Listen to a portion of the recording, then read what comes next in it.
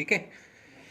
तो यहाँ पे 27 यूनिट्स जो है वो 540 रुपीज़ के बराबर हो गया है ना। यहाँ तक हमने ये क्वेश्चन को सॉल्व कर लिया था कि जिसमें 15% प्रॉफिट पे पहले टेबल बेच रहा था और 12% लॉस पे चेयर बेच रहा था। ठीक है। और जब उसका रिवर्स कर देता है वो कि 12% लॉस और 15% प्रॉफिट पे जब वो बेचता है तो नो प्रॉफिट नो लॉस होता है ना। तो हमको सीपी निकालनी थी चेयर टेबल की। तो चूंकि नो प्रॉफिट नो लॉस वाला केस उठा के हम लोग सबसे पहले कंपेयर कर लेते हैं कि 12% लॉस ऑन टेबल जो है वो 15% प्रॉफिट ऑन चेयर के बराबर है। यहाँ से हमको सी अपॉन टी में एक वैल्यू मिलती है। ये जो सी और टी है इसको हम कॉस्ट प्राइस में कन्वर्ट कर लेते हैं। ठीक है, क्योंकि हमको परसेंटेज में बात करनी है इसलिए हम 100 से मल्टीप्लाई कर लेते हैं। तो 500 400 यहाँ पे हमारी सीपी आ गई। अब जो स्टार्टिंग थी हमारी कि भाई वो क्या रहा है, 15% प्रॉफिट और 12% लॉस पे चेयर को बेच रहा है और इससे उसको ओवरऑल अर्निंग जो है वो 540 रुपीज़ की हो रही है। ठीक है, तो हम ये 500 का 15% और 400 का 12% निकाल लेते हैं, इन दोनों को जोड़ लेते हैं ताकि हमें ओवरऑल प्रॉफिट लॉस परसेंट निकल जाए। वो हमें यहाँ से मिल रहा है 27 यूनिट्स और ये 27 यूनिट्स जो है वो 540 रुपीज़ के बराबर है। तो यहाँ से 1 यूनिट की वैल्यू हमको मिल जाती है 20 रुपीज़। ठीक, अब हमको सीपी बोला है टेबल की और चेयर की। सीपी टेबल और चेयर की 500 400 थी तो हमने उसको 20 से मल्टीप्लाई कर दिया। हमें टेबल की कॉस्ट आ गई 10,000 रुपीज़ और चेयर की कॉस्ट आ गई 8,000 रुपीज़। ठीक है, ये क्वेश्चन हमने सिर्फ इसलिए किया है ताकि हमको ये चीज़ समझ में आ जाए कि जब भी आपको क्वेश्चन में ऐसा दिया हो नो प्रॉफिट नो लॉस वाला केस, तो इसके प्रॉफिट और इनके लॉस को आपस में कंपेयर करके सी और टी में एक हमको यूनिट वाइज फ्रैक्शन निकालना है, फिर उसको 100 से मल्टीप्लाई करके कॉस्ट प्राइस यूनिट टर्म्स में निकाल ली।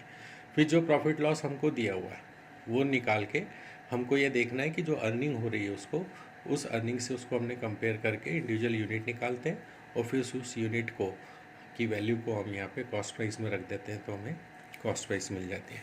ठीक है, इस टाइप का एक लास्ट क्वेश्चन और करके देख रहे हैं। वो क्या कह रहा है कि a man sells a table at 12% loss and book at 19% profit. ठीक, टेबल में हमको 12% का लॉस हो रहा है, बुक में हमको 19% का प्रॉफिट हो रहा है और ओवरऑल प्रॉफिट जो है 160 रुपीज़ का हो रहा है। ये हमको हमेशा हर क्वेश्चन में दिया रहेगा। ठीक है, कि प्रॉफिट या लॉस है जो भी ट्रांजैक्शन के दौरान हो रहा है वो क्या हो रहा है।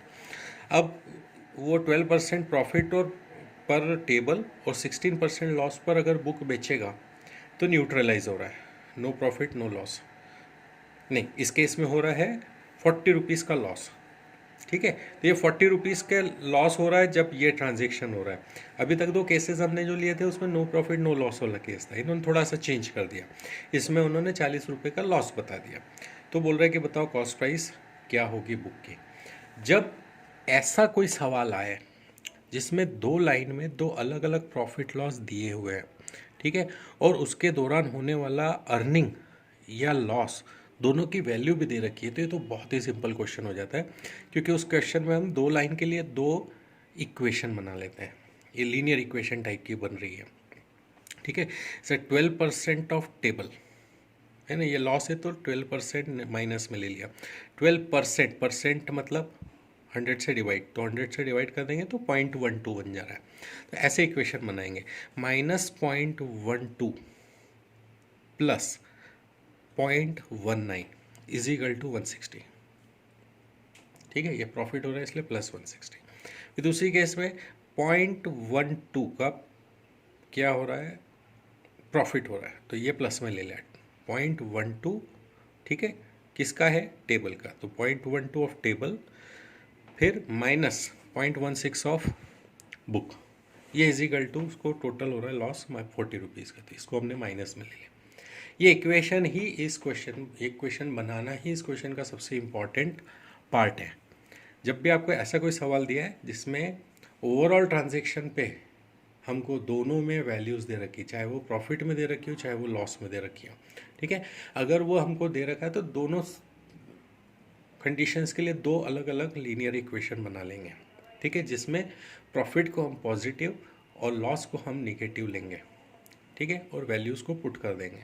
जब आप वैल्यूज़ पुट करोगे और उसको सॉल्व करोगे तो यहाँ से बुक की कॉस्ट आ जाएगी 4,000 रुपीज़, फिर वो बुक की कॉस्ट को वापस आप यहाँ पे रख दोगे तो टेबल की कॉस्ट आ जाएगी 5000 रुपीज़।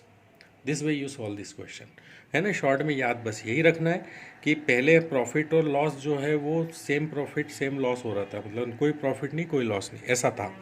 इस सवाल में दोनों केसेस में प्रॉफिट और लॉस की कोई न्यूमेरिकल वैल्यू निकल के आ रही है, और जब वो न्यूमेरिकल वैल्यू दोनों केसेस में आएंगी तो आप इस टाइप से एक लीनियर इक्वेशन बना के और टेबल और बुक के लिए उनको सॉल्व कर लेंगे और टेबल बुक की वैल्यू निकाल लेंगे।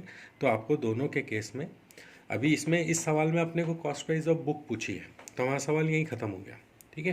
पर अगर हो सकता था कि वो आपसे टेबल की कॉस्ट पूछ लेता या वो आपसे दोनों कॉस्ट पूछ लेता, तो उस केस में हम इस तरीके से सॉल्व करेंगे, ठीक है। तो ये वो बचा हुआ पार्ट था जो हम अभी कंप्लीट नहीं कर पाए थे। तो this way you solve this question, okay.